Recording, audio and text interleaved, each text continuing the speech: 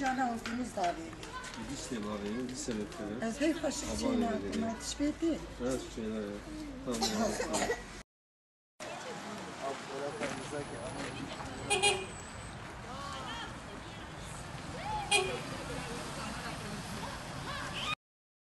Köylerde ikamet eden yetim ve muhtaç 1485 aileye 68.000 TL değerinde gıda, 291 aileye 27.440 TL değerinde giyecek.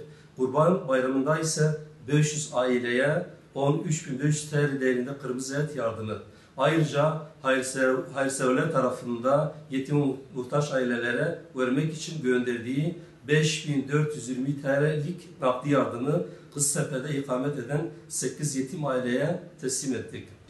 Suriye'den Türkiye'ye sığınan yaklaşık 1265 mülteci aileye 33.900 TL değerinde gıda, 2519 aileye 85.547 TL değerinde giyim, 158 aileye 5.590 TL değerinde kırmızı et ve 644 aileye ev eşyasını yardımında bulunduk.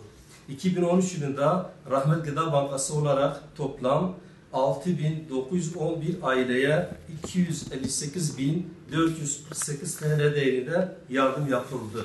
Bizleri yalnız bırakmayıp yetim muhtaç ailelere vermek üzere bağışta bulunan tüm hayırseverlere ve işini gücünü bırakıp her çağırdığımızda hizmet aşkıyla gelen tüm üyelerimize en içten duygularımla teşekkür ediyorum. Yaptıkları bu hayır faaliyetleri Yüce Rabbim dergahı huzurunda kabul etmesini diliyorum.